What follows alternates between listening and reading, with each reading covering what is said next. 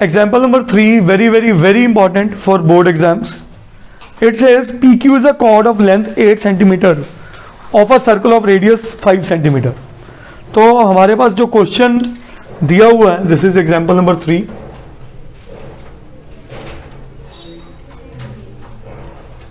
Exercise 10.2 से पहले आई है, ठीक है.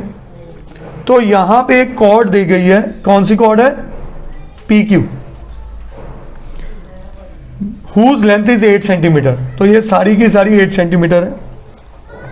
And circle is of radius 4 centimetre. तो अगर this is centre of circle, तो can I say these both radius is equal to 4 centimetre, sorry 5 centimetre. Yes और नो? ये भी 5 आ गया. The tangents at P and Q intersect at point T. तो यहां P से एक टेंजेंट निकला और यहां Q से एक टेंजेंट निकल रहा है, और they both are meeting at point T. Then they are saying find the length TP. और हमें यह भी पता है TP और TQ बिल्कुल क्या होंगे? इक्वल होंगे. इसमें कोई शक तो नहीं? बोलिए. नेक्स्ट आ जाइए. अब इस क्वेश्चन को फ्रेम कैसे करते हैं, दैट इज रियली इंपॉर्टेंट. सबसे पहले गिवन में मेरे पास क्या क्या है? What is mentioned in given? Anybody?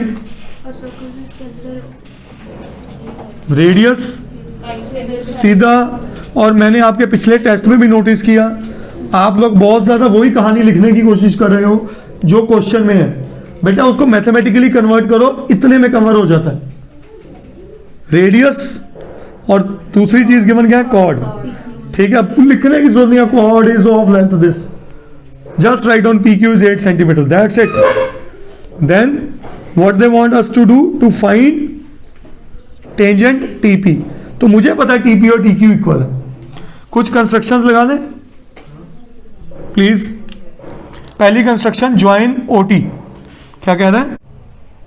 सो मेरी पहली कंस्ट्रक्शन क्या हुई? Join OT. तो मैंने यहां O और T को ज्वाइन कर दिया. Is that clear? मुझे इतना भी क्लियर है, radius is perpendicular to tangent. Yes और नो? बोलिए. Radius is perpendicular to tangent. ये जो मीटिंग पॉइंट है इसको मैं नाम दे देता हूं R, जहां पे इंटरसेक्ट कर रहे हैं. Is that clear? तो ज्वाइन OT और you can also say intersecting PQ at point R.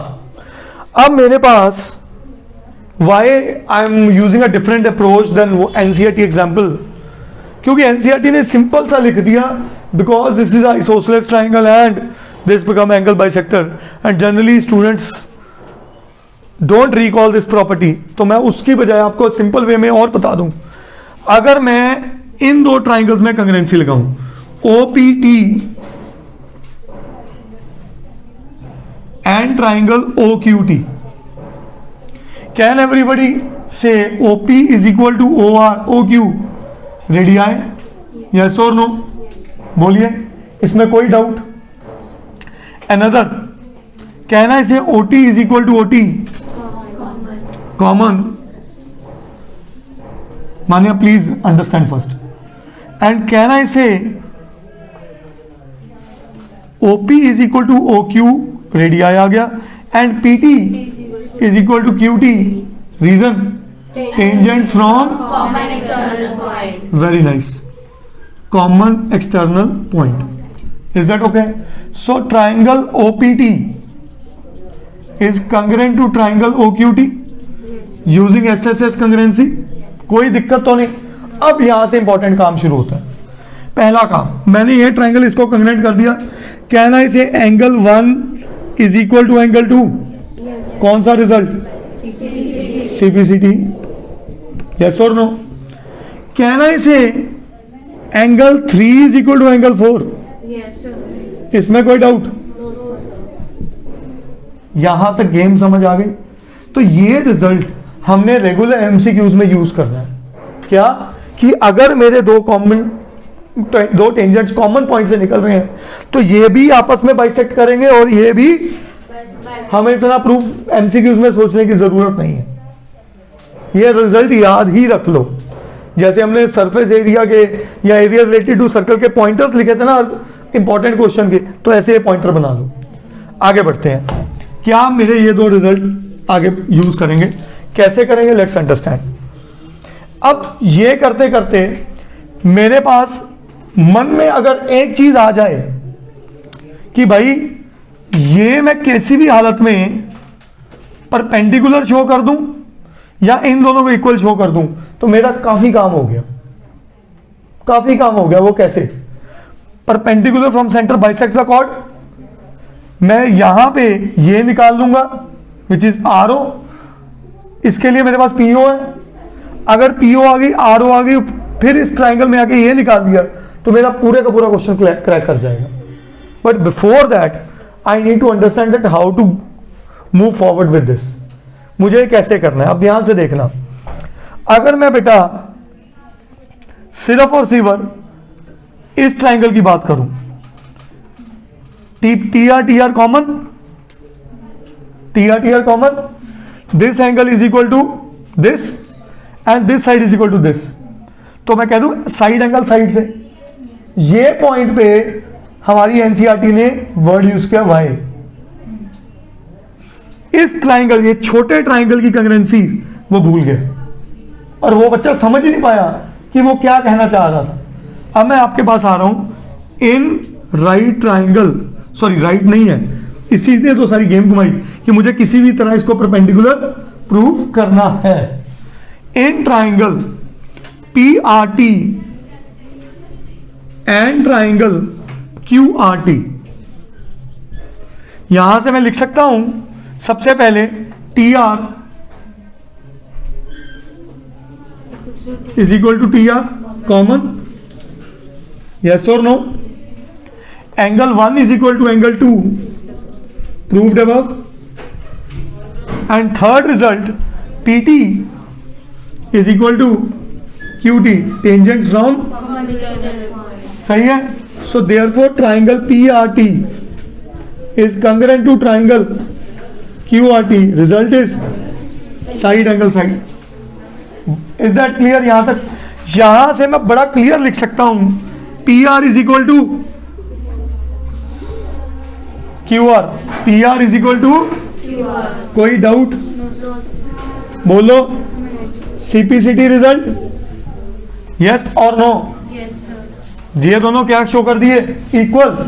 और ये सेंटर से जा रहा है तो ये परपेंडिकुलर बन जाएगा, perpendicular from centre bisects the, तो ये उसका कन्वर्स हो गया। If a cord is bisected, if a chord is bisected and the other line passes through the circle, center of circle, it has to be the perpendicular।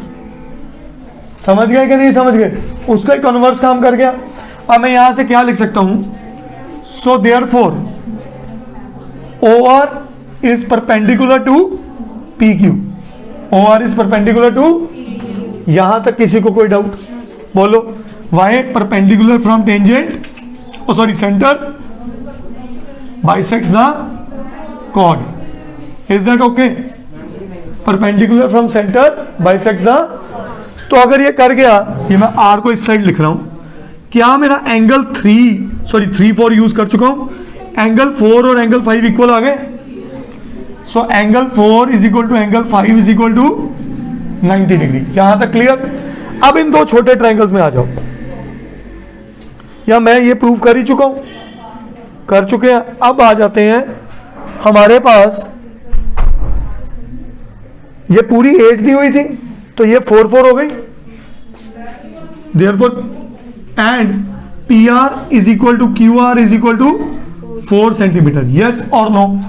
Now come to triangle this, in triangle P R O, अब मैं 90 degree लिख सकता हूं क्योंकि मैं prove कर चुका हूं एंगल 90 है। P R O, P O कितना है मेरे पास? 5 centimetre is equal to P R plus O R. क्या यहां पे क्लियर है? Is this clear? तो यहां पे मैंने क्या लगा दी बेसिकली? पाइथागोरस थ्योरम, यस और नो? जैसे मैंने यहां पे पाइथा लगाई, मेरे पास ओ आर की लेंथ आ गई बेटा, बोलो। 5 का स्क्वायर 25, 4 का square 16 and O R square 9 आ गया, तो ओ आर कितना आ गया? क्या यहां तक क्लियर है सबको? मेरे पास इतना पोर्शन जो है, ये पोर्शन जो है, ये 3 निकल के आ गया। यस और नो? अब ध्यान से समझना, पूरी की पूरी गेम मैं इंटरेस्टेड तो इसमें हूं, पर ये तब तक नहीं आ सकता जब तक ये पूरी लेंथ नहीं आएगी। ये नहीं है मेरे पास बेटा TR, ये पता है 3 है, ये नहीं पता है। अब आपके सामने मैं 2 पाइथागोरस और लगाऊंगा टू फाइंड आउट दिस। अब यहां पे क्या कर रहा हूं, मैंने TP को ले लिया मन में X और TR को ले लिया Y। अब ध्यान से समझो, पहली पाइथागोरस लगाने लगा हूं PTO में, in right triangle PTO। 90 degree angle कहां पे बन रहा है? PTO में, P पॉइंट पे। तो इसके ऑपोजिट वाली साइड क्या होगी? हाइपोटेन्यूज। बोलिए, हाइपोटेन्यूज क्या बना? OT। OT का square is equal to OP का स्क्वायर प्लस PT का square. Is that clear everybody? What is OT? OT is y plus 5। y plus 5 का square is equal to OP क्या है? 5, y plus 3 बेटा, 5 नहीं 3, thank you. और OP क्या है? 5 का स्क्वायर, और PT क्या है? x का स्क्वायर, जिसमें मैं इंटरेस्टेड हूं, जो मेरे को चाहिए क्वेश्चन में। तो ये आ गया x का स्क्वायर। चलेगी इतनी बात? बोलिए। अब ऐसे ही दूसरा एक और triangle, in right triangle PRT।